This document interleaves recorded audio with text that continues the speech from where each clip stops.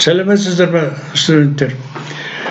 Бүгінгі пәніміз двигательдер және двигательдер конструкциясы және динамикасы сабағы бойынша 5-ші тақырып. Жұмыс процестері және оларды есептеу негіздері. Тақырыптық оқушы экономика және бизнес кафедрасының доценті, техника ғылымдарының кандидаты доцент Ақынғазиев. Сіздердің алдарында дәрістің мақсаттары келтірілген. Осы мақсаттарды қарап шығасыздар, және сол бойынша арман қарай біздің негізгі түсініктемеміз.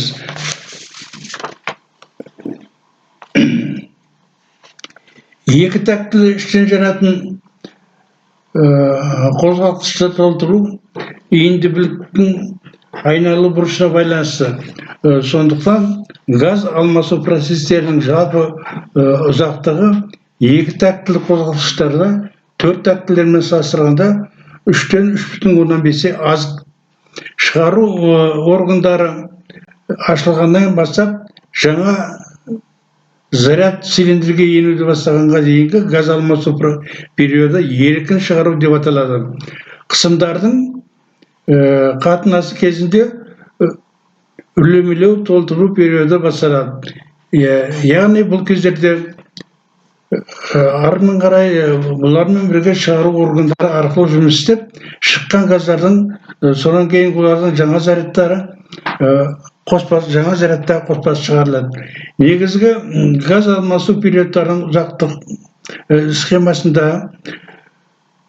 қосымша шығару жүргізіледі. Цилиндрге жеткізілген ауаның немесе қоспаның шамасының газ алмасу біткеннен кейінгі цилиндрде қалатын жаңа зарядтың шамасының қатынасы үрлемелеу коэффициентімен келтіріледі, іске асырылады. Және бұнымен қатар жаңа заряд пен цилиндрді толтыру сапасының бағасы болып, іс жүзінде цилиндрге енген жаңа заряд классасының қоршаған ортаның осындай температурасы мен қысым кезінде жұмысшы көлемі толтырылуға мүмкіндік береді.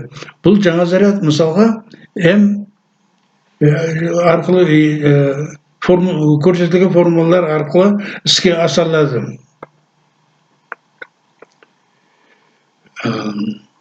Қалдық газдар коэффициенті цилиндрге қалдық газдар мөлшерінің енгізу процесі біткеннен кейін цилиндрде болатын жаңа заряд мөлшеріне қатынаса тең болып табылады. Қалдық газдар коэффициентін цилиндрдің жану өнімдерін тазарту дәрежесі бағалану пайдаланады. Бұны бағалау үшін толтыру соңындағы цилиндрдегі қысымды анықтау қажет болады. Ол келесі формулаларда көрсетілген, осы формулалармен оны дәлелдеп шығуға болады. Және де бұл кездегі біздегі қолданылатын енгізу соңындағы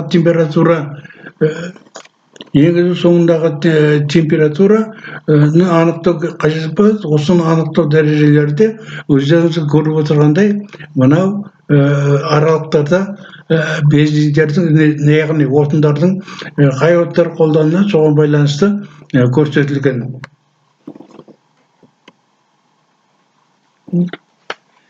Назарларыңызға рахмет. 5-ші тақырып